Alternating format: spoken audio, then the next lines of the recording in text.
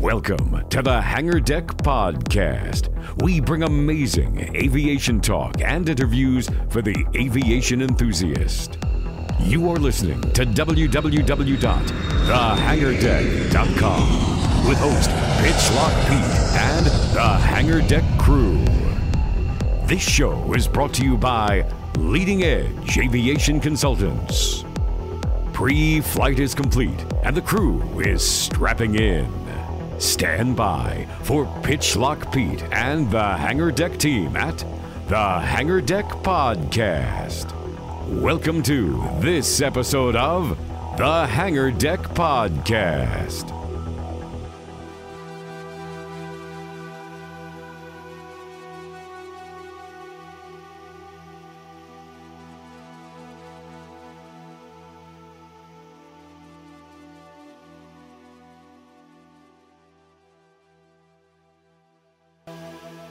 All right, transition music sounds pretty good, even after 4 months taking off. Back in studio, it's the Hangar Deck Podcast coming at you all the way from Southern Maryland, and it's got some real good stuff for you tonight. But before we get into it, it's you check your calendar. It's the 75th anniversary of D-Day. It's amazing. I got to watch a little bit of the president today deliver the address from Normandy. That was quite riveting. We're going to talk a little bit more about that today. Last episode was, let me see here, I've got my episodes up. 105, we got to talk to the Geico Skytypers, and that was a great episode for those guys. We're on Stitcher Radio, iTunes, Google Play, Twitter, Facebook, and now YouTube, because I'm cutting video right now as we do this interview. So we'll have that YouTube video up later today. And, it was a great couple of months off from podcasting, but we didn't take off completely because we had Whitey and one of our new guys that has been working with us for the last couple of months. We're going to introduce Mr. Sean Sims tonight. Sean's written a couple of articles. You can go find it on our website. Let me point that out to you if you're on video. It's our www.thehangardeck.com, and I've got our articles up. Sean did a great article on the Boeing P-26 P shooter fighter, and he's also done a really remarkable story on the XP-5Y or the R3Y Tradewind flying boat, and maybe Sean will give us a few minutes before we talk to our guest tonight about how he came up with the research on that story. But what a great story from Sean. So without any further ado, I want to introduce Sean. Sean, how you doing? Welcome on your first podcast with the Hangar Deck. Pete, I'm doing fantastic. Super excited to be here. I'm very happy that I got hooked up with the crew here. It's not only my first podcast interview here with the Hangar Deck, but my first podcast ever. So this is fantastic. It's good stuff. Technology, man. We can, you're all the way out of Pittsburgh. I'm here in Maryland, but we can connect. We'll have to get you up on the Skype thing so people can see who you look like. But because we haven't released all those photos you took recently. Now, Sean reached out, and we'd reached out to Sean about writing the articles, but lo and behold, Sean is a amateur photographer. So, we sent Sean and Andy down to Warbirds Over the Beach. You want to tell us a few minutes about your experience down there, Sean? Yeah, it was my first time down there, and that show is amazing, spectacular. I've been to tons of air shows throughout my life. Started with my dad when I was young, and that's where I got my aviation bug. But there's something special down there at the Military Aviation Museum. It's a great experience. I got a great collection down there, and the people are fantastic too. What we broke the story. You wanna mention that story for our listeners? Yeah, the fan of the podcast, the infamous TK, told Whitey and I, hey, come on over to the Fighter Factory at a specific time on Friday, and he didn't tell us what was going on, and we get there, and this tractor trailer shows up, and it's their brand new P-39, and it was the Hangar Deck crew and the Fighter Factory guys. We're the only ones on site to see them unbox that from all the way from New Zealand. It was great. Well, Sean, yeah, I know you can't see it right now, but on our screen here on our recording for YouTube, I've got that picture on our website. If you go to our website and check out the photo shoot, Warbirds Over the Beach 2019, you've got Andy and yourself are standing right in front of the P-39 fuselage, and what a beautiful restoration the New Zealand crew does, don't they? Yeah, those guys did fantastic work. Three of the crew were there on site to start the reassembly as soon as it came out of the back of the truck. And from what I hear, they had it fully assembled by Wednesday after the show, about 4 or 5 days. So Yeah, great work to them. 4 or 5 days they were turning engines on that airplane. That's a remarkable restoration, and they do such a great job. But there's another crew that's doing a really, really awesome job, and we've got one of the leads there, Jason Capra, all the way coming from us from I believe it's Pittsburgh, but working on this restoration of a C-53 called Beach City Baby. Welcome to the show, Jason. Hey, Pete, this is Jason. Thanks for having me. It's a real honor to be here today. Nah, the honor's all ours, Jason. It's an amazing story that you guys got going on. But before we get into that story, you and Sean know each other, right?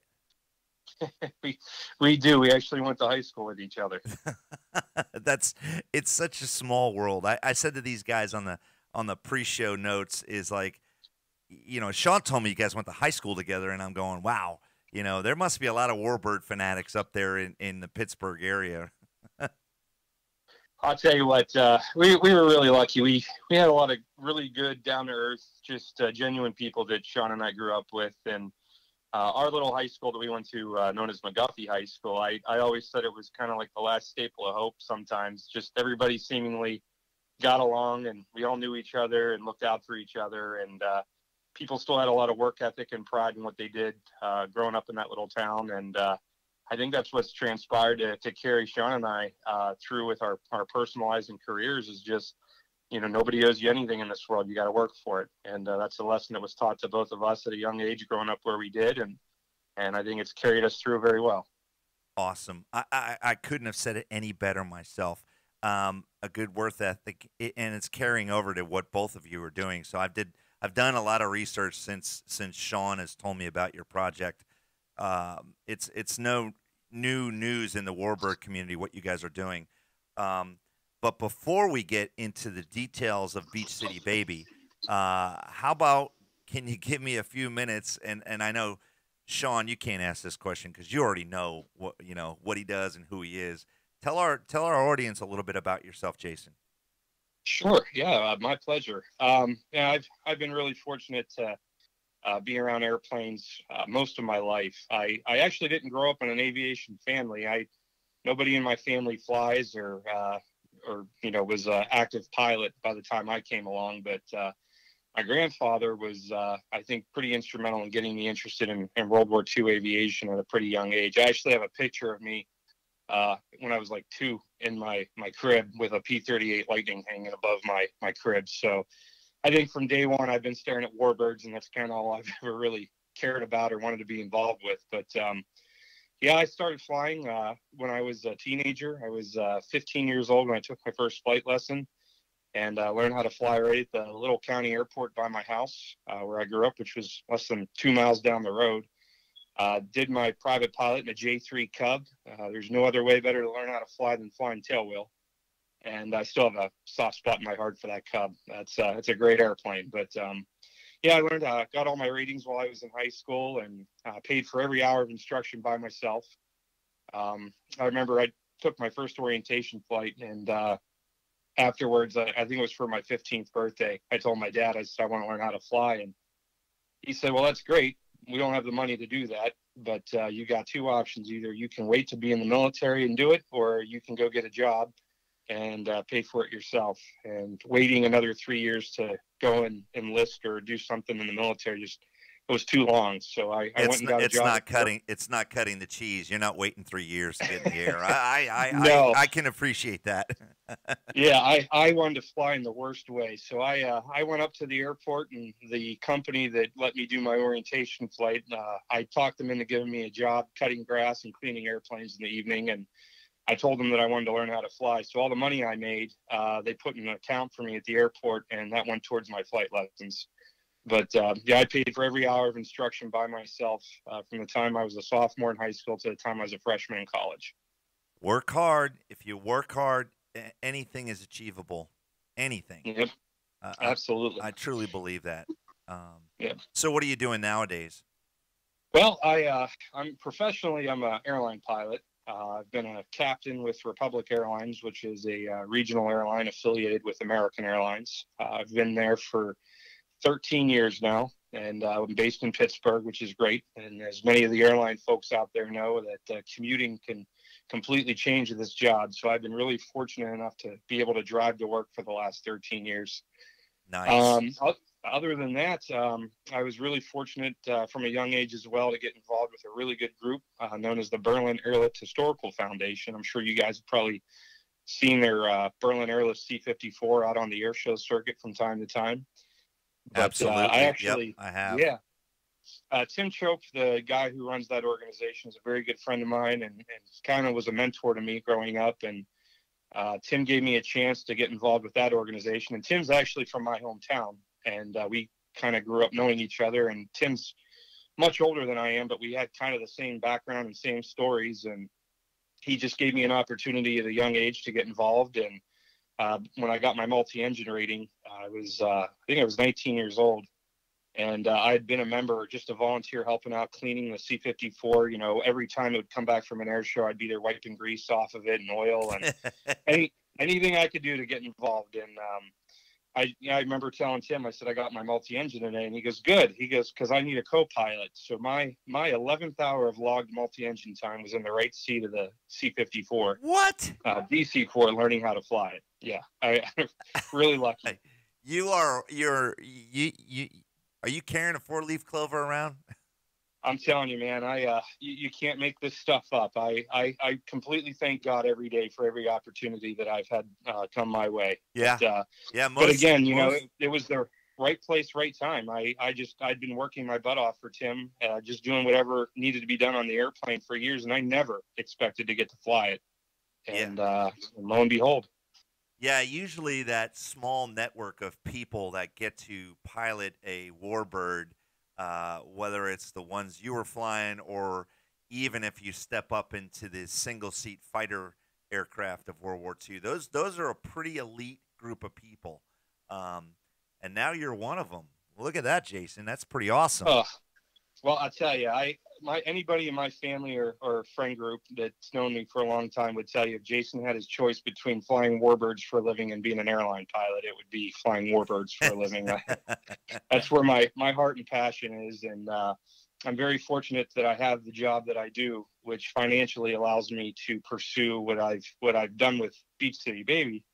And I'm hoping one day that I can make that a full-time job, restoring aircraft and working on them and displaying them for people and just use the airlines for travel. That's pretty good. That's pretty awesome.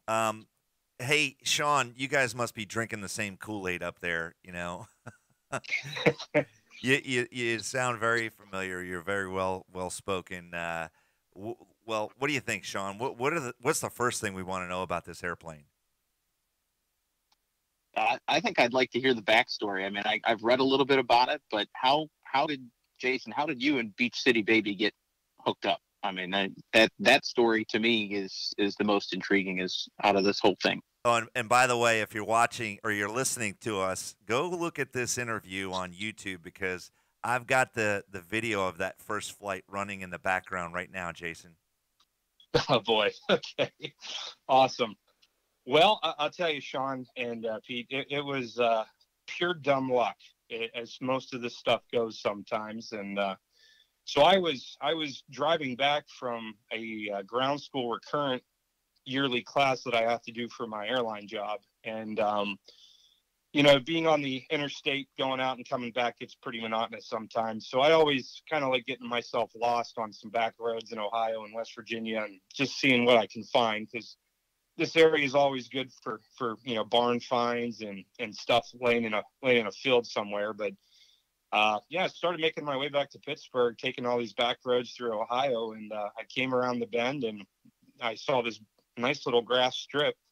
I was like, oh, that's pretty cool. This neat little airport in the middle of nowhere. And like, there's got to be some cool airplanes parked here. And man, I came around the bend, and lo and behold, there's this ghostly looking white DC-3 sitting there. And I almost ran into the telephone pole, turning my head backwards, trying to look at this thing as I'm driving by it. And I pulled off the road and walked over to this thing, and it didn't look like it had moved in the better part of a quarter of a century. And just the windows were all delaminated, and there was bird droppings all over it, and the paint was peeling off of it, and the fabric was all hanging from the flight controls, and tires were getting flat. And God, my heart just broke looking at it. And I don't know. I guess anybody who's been around warbirds or these old airplanes, we always say these things have a soul, and it's like they're alive. And I'd be lying to you if I said I didn't have an immediate connection with that airplane. And it was almost like it looked at me and said, I need you to help me. And I was like, I'm going to do something to save this plane. I can't let this thing sit here. I got to find out who owns it. So I went on a 2-week phone directory search for the Akron, Ohio area, trying to find this gentleman's name. And I went on the FAA's website and pulled up the N number of the airplane, and I was able to find his name that way. And I just started calling every Ken Joseph in the phone book until I got a hold of him. Yeah. And I said, hey, you're going to think I'm crazy, but I saw your airplane, and I told him that, I've got some time in a DC-3, and I actively fly a DC-4. And I really would like to come out and take a look at it, and just get to learn a little bit of the history of it. And so he agreed to that, and he didn't know much about the wartime history of it. And he let me, go in the airplane. I was able to write the serial number down and stuff, and really kind of start digging into the history of the aircraft. And I found out that it was a combat veteran and a active Army Air Corps aircraft starting in January of '42, which is right at the beginning of the war. And I'm like, how is this thing sitting in this field neglected and nobody knows about it, or no one's doing anything about it? And I'm like, I got to do something. So I told him, I said, I want to buy the airplane. And if you give me a chance to do that, I'm going to save it, and we're going to make it look the way it did when it was brand new. And I hope to be able to take it on tour and do air shows with it, and give this airplane the retirement that it deserves, and tell its story. And after about a couple of weeks, he agreed to sell it to me. And the stipulation was, though, I obviously didn't have the exact amount of change lying around that he asked for it. That was the next question I had to come in my mind is, how do you go about before we get into that? Hey, on this video, I'm rolling in about 7 minutes. And are you standing up talking? Is that you in the YouTube video that's currently up? I'll tell you what. Do I have a green polo shirt on? Yeah, C-53 with a baseball cap on. That is me. Yep. Okay, that's you. All right. Now I know what you look like. Okay. But anyway, how do you come up with cash enough to buy a DC-3? Well, so I the stipulation that was given to me was, and it was $100,000 was the cost of the airplane, as was, and that came with not only the airplane but 2 spare engines, one that was a parts engine, and the other one that is serviceable and can be used. And I thought, for the 2 engines alone in the airplane and the engines that were on there, I'm like, this is a pretty good deal for $100,000. There's a ton of work that needs to be done, but this is a once in a lifetime opportunity. And I've been dreaming about something like this. What the hell? Let's do it, And so I asked him, I said, well, what's it going to take to hold the airplane for a year? And he said, I'll take $20,000 as a down payment. So I went home and made a long, hard decision, and I emptied my savings account. I took everything I had at the time, and I put it down on the airplane. And I said, all right, well, this is all I have, and here we go. Let's do this. And he goes, all right, you got 1 year to come up with your remaining $80,000. And if you don't have it by this date, a year from now, I keep the airplane and I keep your $20,000. Wow. And that's a gamble. That was the deal. And I obviously didn't have anything formed yet. And I said, okay, well, dealing with Tim Chope and working with his organization, I called Tim and said, Tim, I just put money down on a DC-3. It doesn't fly. And I need to come up with the remaining balance in a year. And he chuckled and said, oh my God. Okay. And I said, well, look, you did it with a C-54 and a C-97. I said, what can you help me out here? And what do I need to do to get this set up? So Tim was kind enough to walk me through the process of starting my own 501c3 nonprofit and my own air museum. And took me about 2.5, 3 months to get all the paperwork set up, which again worried me because that's 2 to 3 months out of this year that I had. To raise money, but that's how long it took for everything to come together. And in about 3 months, we had Vintage Wings Inc. was formed, which is again a 501c3 nonprofit historical foundation. And with the paperwork in hand, it was good to go as far as asking for donations. And man, I hit the trail hard. I asked every individual I could think of who was remotely interested in airplanes and history buffs, and went down to Sun and Fun and introduced myself and tried to tell people what I was doing. And it wasn't a whole lot of corporations willing to jump on right away, but I did have a couple people, start sending money, and it kind of just took off. And this was right on the heels of That's All Brother. That restoration was going on too, right? Yeah, and this is, right at the same time. And there was a lot of interest in what was going on, and I said, I became friends with Marino from the That's All Brother, and he's now actually spearheading the DAX over Normandy and D-Day squadron stuff. Yeah. I met Mo a couple of years ago. We interviewed Mo, and then he invited us to the Atlanta Warbird weekend for the 75th anniversary of the Tuskegee Airmen. I follow him on Facebook, and Mo, he's on. This is day 18 on his diary. Yes. Yeah, I read Mo's post this morning. There was a frustration piece that he wouldn't let out, but what an experience those guys are having over there. And that's why I said to Sean, I'm like, let's just, instead of talking to you, let's interview you on D-Day, the 75th anniversary of D-Day, of somebody that's restoring a piece of history, of World War II history. And that's what I'm all about. Oh, absolutely. So what did Mo do for you? Well, Mo just, I had met Mo once or twice before, but he was introduced to me by Matt Jolly, who's another good guy in the warbird industry, who I've become pretty good friends with. And after talking with Mo, I said, look, I know what you guys, how successful you were with raising money with That's All Brother. I'm not asking you to help me out. I just need some pointers and ideas of what's a good idea to do. And we ended up, I set up a PayPal donation link and then a GoFundMe account before it really got abused by a lot of people for a lot of different reasons. And it was relentlessly every day, every few hours, just annoying the ever-loving God out of everybody I could think of to help me with this airplane. Yeah. And telling the story and what we're trying to do. And we really we started a Facebook page and got people interested that way.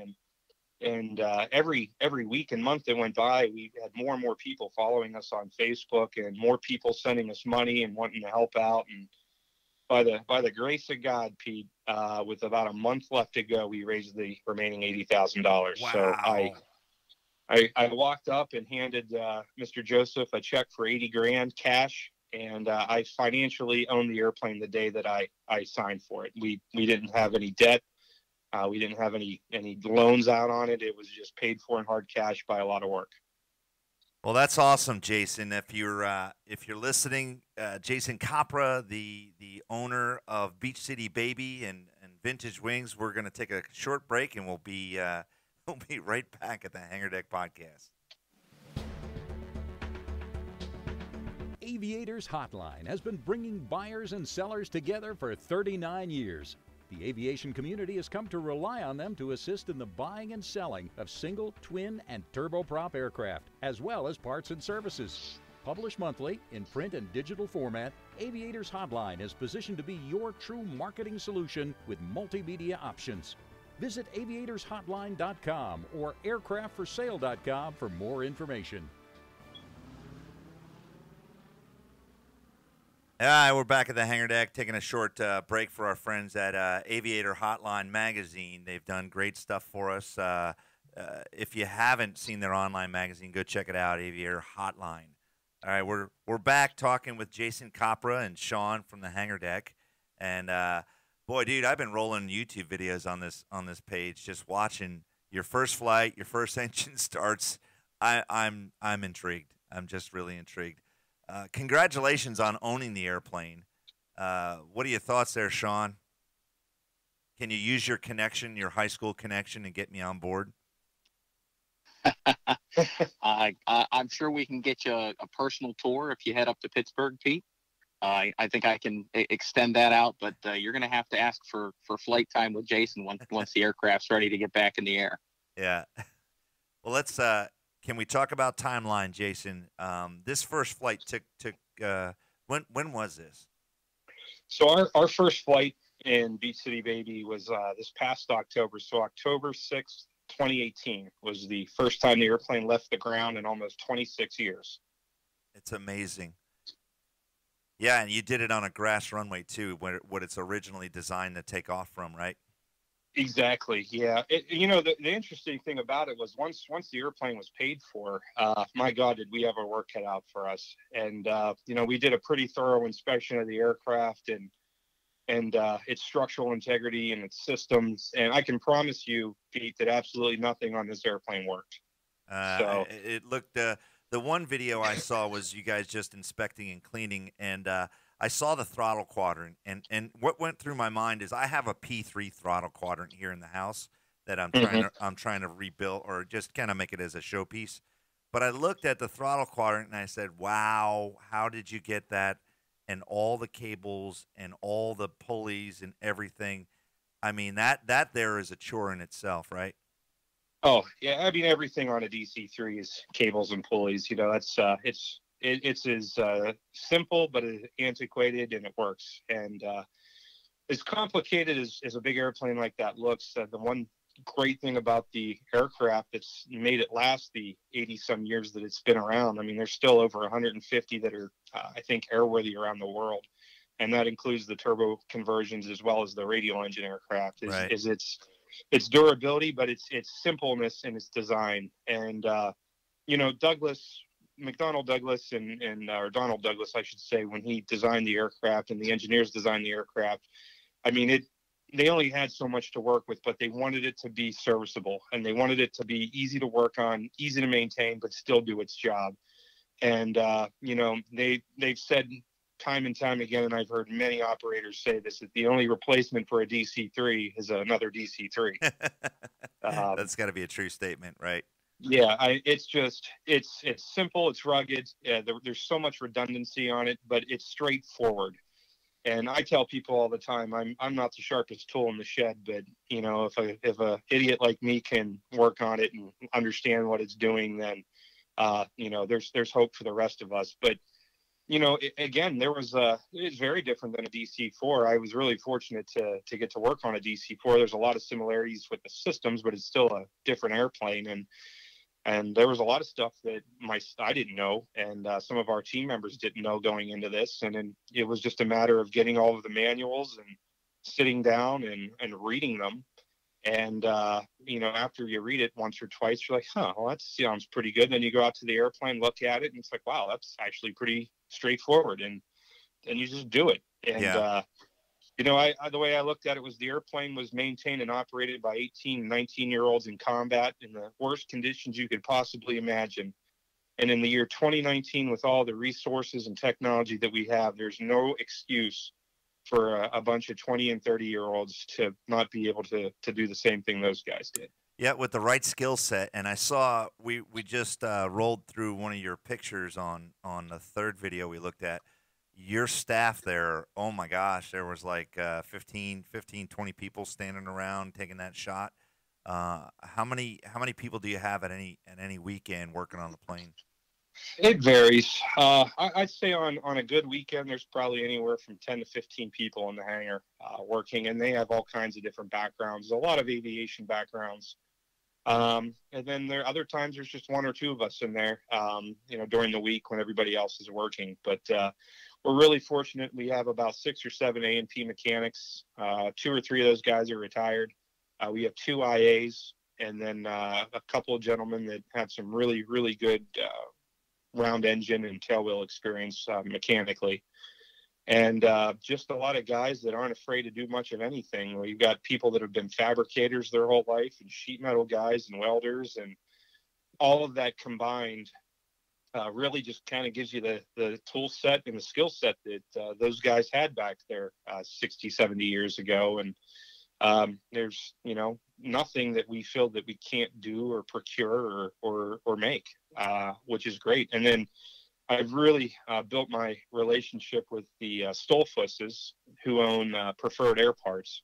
And that has been just one huge blessing, because they actually convert DC-3s from radial engine aircraft to turboprop aircraft. And they have a plethora of airplanes sitting out there at their hangar. But not only do they have all the spare parts that we need, and they work with us on getting what we want and what we need when we need it, they've been so helpful with letting us just come out to the shop when we have questions and literally walk us through on a brand new DC-3 that's being built in their hangar, what we have to do to ours, what not to do, what to do, don't do this, try this. And we learned that the hard way so that you can take advantage of that. And it's been instrumental. That's great. Sharing information, within the community is critical, important. Lessons learned. I mean, you guys are going into this with no restoration experience, other than a passion for the airplane. And I'm just, hats off to you. This is incredible. I'd love to be a part of it. If you lived closer, I'd be spending my time out there on the weekend, really making my wife upset. But, there are 2 DC-3s here in St. Mary's County that are flying around with PT6 turboprop conversions. And, it makes a different sound, so you can definitely tell. But when you see the silhouette of the DC-3, it really, if you're an aviation buff, you know the history and the background of the airplanes. And like I said, the D-Day squadron's over there right now. What a better time to talk about, this airplane than at the hangar deck on the 75th anniversary of D-Day. So, Sean, you better hurry up, because I'm going to keep on dominating this conversation. I've got some questions, but Sean's definitely chomping at the bit. Go ahead, buddy. Yeah, no, we touched on it a little bit earlier in the conversation. We talked about the restoration effort and everything, but Jason, what can you tell us about the history of your aircraft? I mean, I've done my own research, but go ahead and tell the listeners here about your plane. Awesome. Yeah, I'd be happy to, Sean. Well, the airplane was being built actually as a DC-3 in late 41. And it was sitting on the factory floor in Santa Monica when we were attacked at Pearl Harbor. And immediately afterwards, like most everything that was being built at that time, was immediately pushed into military service. So the airplane became redesignated as a Douglas C-53 DO, Delta Oscar Sky Trooper. And the DO basically just signifies that the aircraft was built in Santa Monica, California. It was accepted by the Army Air Corps in January of 1942. And its first assignment, which was a very brief one, it was assigned to the 12th Air Force Command at Bowling Field in Washington, D.C., which is, as Pete knows, being from that area, right across the river from Washington National Airport right now. Oh, yeah. And I believe that's where they keep the Marine helicopters and aircraft for the presidential squadron over there as well. I see them always going in and out of there when I'm going in and out of National Airport. But that was his first assignment with the 12th Air Force. And this was right around the time, right before Jimmy Doolittle got to go over and take part in the infamous Doolittle raid, which was in April of 42. Now, ironically, Jimmy Doolittle, when he came back from that, was awarded the command of the 12th Air Force, which is what our aircraft at the time belonged to. So, we're still trying to speculate and prove beyond a shadow of a doubt that Jimmy Doolittle actually flew in our airplane. Again, until I actually have paper that says it with a picture, it's just hearsay, and I don't want to elaborate on that without having the actual proof. But go with it. Go with it. Yeah. Come on. pretty good shot there. But I yeah, think so shortly Bob Hope must have flown in that airplane also. well, that's funny because I'll get to that in a second. Oh. But, so what's really cool with the airplane is, as they started pumping out C-47s and stuff, the airplane was transferred to the Air Transport Command since it was more so set up as a C-53. And for those of the listeners who really don't know the difference between a C-53 and a C-47, the easiest way to tell is the door, the main cabin door. So your C-47 has the big clamshell cargo doors that open up, and obviously it's a cargo aircraft. It has a reinforced floor in it that can take the beating of putting cargo on and off the airplane, and it has a reinforced landing gear that kind of give it some extra strength on the landings. C-53 is a true DC-3 in camouflage. So they never had the big cargo door. It always had the small passenger door, and it always had the small baggage compartment on the left side of the aircraft's fuselage. And that is the easiest way to tell a C-53 from a C-47. But because of that, the airplane was quickly pushed into service with the Air Transport Command and found its way up into Presque, Maine, where it was assigned to the North Atlantic Wing of the Ferry Command at the time, which eventually became ATC. And so this was one of the cooler stories we actually found through a lot of research, and a gentleman that I became friends with from Iceland, who is a fanatic Air Transport Command fan and Ferry Command fan. He actually provided me with tower logs and pictures from early 1942 from Reykjavik Airport in Iceland. Wow. And sure enough, there's our serial number, 120041200095. And next to it says ATC, and then it says Northeast Airlines, which was also pretty interesting. And and then there was a picture of it that was kind of far away, but you could see some of the markings on it, and it definitely had some unique markings for a military aircraft. And when I got the work orders back from Douglas for that 10 ship series, 41-20090 through 41-20099, only one of those aircraft was flown by civilian pilots for Northeast Airlines, and that was 095, our airplane.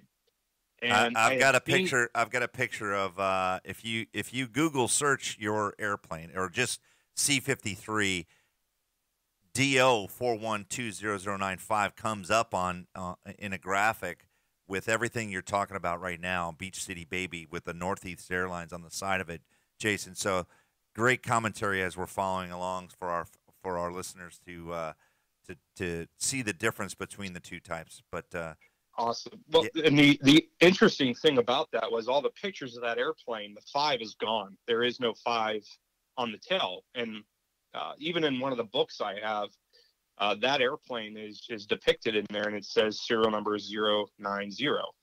And when I went to the original Douglas orders and looked at that serial number aircraft 090, that airplane was actually assigned to the South Caribbean wing of the Air Transport Command and was flown by Pan American crews. So there's no way that was it. And what we found out happened was at some point when the airplane was transferred to the North Atlantic wing, they put de-icing boots on the aircraft. And when they did that, they did some skin work, and the 5 was accidentally removed from the vertical stabilizer and was never painted back on. So the assumption that it was just 90 was there, even though that wasn't it. It was actually our airplane. Wow, I see the de-icing boot on the leading edge of the rudder, and in this graphic. Were you a part of this graphic? How did this thing get recreated? So that's actually the one with the Northeast Airlines. Yeah. The side shot. Yeah, those are all. So there's an actual graphic that somebody came up with, and that was from 2 different sources that had books on the DC-3 and C-47s and C-53s. The actual photos of the airplane are actually from the National Archives in Washington, D.C. One of my vice presidents, Tim Nelson, every time he goes down there for work, spends hours sitting in the U.S. archives digging through files and folders looking for pictures of our airplane. Wow. And the other photo that we have of it is actually from the Delta Airlines Museum in Atlanta, Georgia. Northeast was merged with Delta Airlines, I think in the 60s, if memory serves me correct. But they have a little bit of information on it. And that picture was actually on their website, one of them. And I was like, you got to be kidding me. There's our plane, you know? So that was pretty cool. Right. No, it's fascinating. It's fascinating. And, you know, we're looking at, I'm staring at That's All Brother from the CAF. And, you know, are you a member of the CAF or considering becoming a member of the CAF after the restoration? I am not. I'm not a member. I never have been. I think what they're doing is absolutely fantastic. You know, I actually did donate money to That's All Brother when that project started. I thought it was such a cool story. But I never joined. Unfortunately for us, and Sean will testify, you know, we don't unfortunately have a very big aviation presence in Western Pennsylvania. Right. We don't have a CAF wing that's anywhere even near us. So, you know, growing up and reading magazines and stuff, it was the CAF was always the backbone of the Warbird movement, and I would have given my left arm to be a part of it. You and me both. But we just didn't. Yeah, we just didn't have anywhere to go to do it. And you know, when you're 16, 17, 18 years old, and no matter how badly you want to be a part of it, you know, you're not going to drive 2 days or a day as a 16-year-old kid to go do that, let alone have your parents' permission to take the car. Right. So, so I just made the luck that I had at the airport by my house. And luckily for me, like I said, Tim was there with the C-54, and I, ended up, you know, all I ever wanted to do was fly fighters, P-51s, P-40s. And I'll never forget Tim Chope telling me, he said, you're going to be a cargo guy before this is all said and done. And I'll be darned if he didn't convert me. So, yeah. Well, it's a great story. You know, some follow-on questions, and I know we're already running at 50 minutes, and I can probably talk. I can talk to you for like 2 hours, easy 2 hours. So, Jason, would you come back on our show? I would love to. It would be an honor for me. All right. Well, we'll get you back on the show again. But we're gonna cut this one out at an hour. But can you? My last question. Sorry, Sean. I got the last one. Can you tell us what your plans are for the paint scheme? Because I know you got a big old PPG, you know, swag on your website. So obviously you've got some connections donated by PPG. Is it painted yet, or what is the plan? Yeah, so the airplane's actually completely stripped for the most part. It's bare metal right now, and we've been preparing the surface and stuff for paint. Again, I'll keep it real quick, but after the airplane was with ATC, it made its way over to North Africa, which is where it spent the rest of the war, and was heavily involved in Operation Torch, which was the invasion of North Africa and that whole campaign. So the paint scheme that we're going to go with is the Operation Torch paint scheme, which is the round star with no bars on the side, has a yellow ring around it. And if you look at our website at the very top of the homepage, there's a graphic that Chad Hill from Django Studios did for us for our current T-shirt design. But that is the actual paint job that's going on the airplane. It's got the medium green splotching with the olive drab and the gray. Yeah. And the British fin flash on the tail, because the operation was under U.S. and British command at that time in late 42, early 43. But our airplane actually took part in that whole operation. And that was really the first campaign of the European theater in World War II. And, you know, I think the D-Day aircraft are amazing, and they tell an important story. Ours never took part in D-Day. It missed D-Day because of a landing accident in May of 44. Otherwise, I'm pretty confident it would have been involved somehow. But our airplane took part in those early uneasy days of 1942 and 43 when no one knew how this thing was going to go. And our pilots were flying aircraft that were built for civilian use in combat until, you know, the Douglases and Boeings and Dauntless, you know, consolidated aircraft companies that got stuff pumped out that was actually meant for the mission at hand. But Ours was just a civilian DC-3 thrown into combat, and she did exactly what Uncle Sam asked her to do, and that was fight for her country. So I want to pay homage to those guys at the very beginning of the war who had no hope, but still went and fought that fight. Yeah, well said. Well said. You absolutely have a passion for this. Obviously, if there's anybody that can be as passionate about this mission, go out and buy their own DC-3 and then restore it. I don't think there's anybody else other than on their own without an organization behind them. Then that's got to be Jason Capra. So Jason, thank you very much for coming on the Hangar Deck podcast, and Sean, I gotta say props to you for bringing this story to us. I mean, this is phenomenal. We're gonna have a good relationship with Vintage Wings, I think, Jason, and start promoting Beach City Baby and being a part of your social media campaign. Help you out any way we can. Well, it's greatly appreciated. And like I said, we can only move as fast as the finances allow. So we always need all the help we can get. And, I just hope that people realize that we're doing it for the right reason. Every dollar, Pete, goes towards the airplane. I don't have any salary positions in our organization. I wrote it into the paperwork that it's impossible to do that. And I want to make sure that no one ever takes away from this airplane, that it's always about the airplane. Well, that's good. Tell us how we can contribute. Tell our listeners how we can contribute to Beach City Baby's success and see it flying again on the circuit, air show circuit. It is a museum. It is a piece of living history. And Sean and I both know that from being down in Pungo, Virginia. And if you ever get a chance to go down there, I mean, that's inspiring on its own. But how can we contribute? How can our fans contribute to Vintage Wings?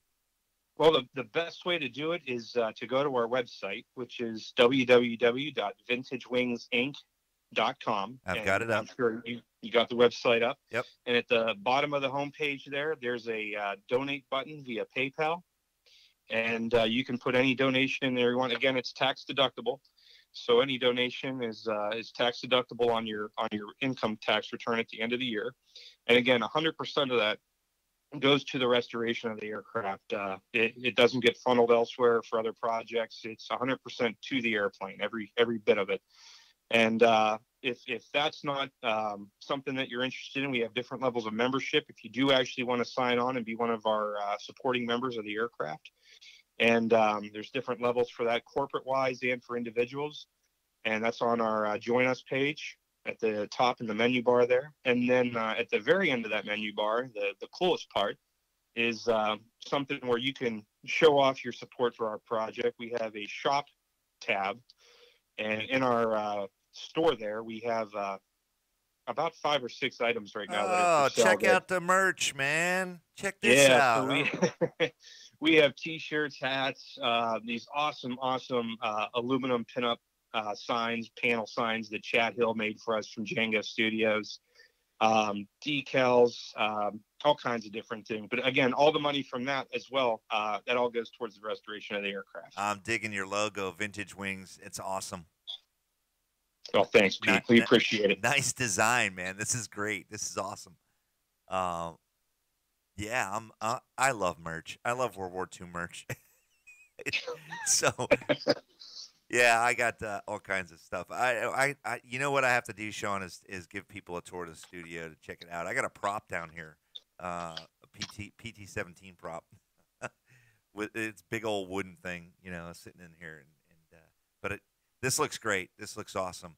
So, all right, go out and check them out. Vintage Wings. There's plenty of people that have interviewed Jason. I don't think I've heard Jason on a podcast yet, but he's been on YouTube. He's been with Warbird Digest. Great article on Warbird Digest with Mo and the crew. Go check that out. But thank you again for coming on, Sean. What do you think? Closing thoughts, Sean. I think it was fantastic, Jason. We look forward to an update in a couple months. Please let us know when you're ready to come back on the show and share some news with us. Oh, absolutely. I look forward to it. And if it's okay with Pete and you, I think the next one we'll try and do a live video from the hangar. And I'll give you a walk around tour of the airplane and highlighting some of the stuff that we've done on it. Oh, beautiful. Yeah, and I'll plan to meet you up at the hangar there for that one. That would great. be perfect. That would be perfect.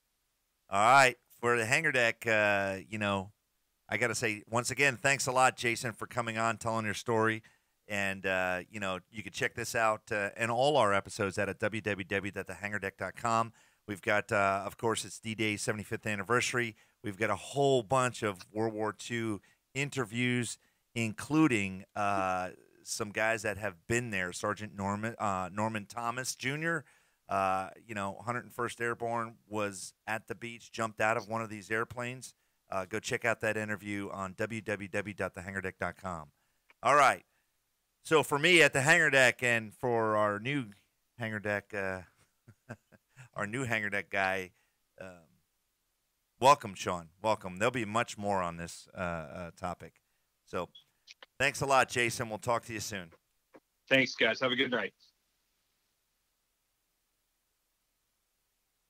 And I'm going to stop it there.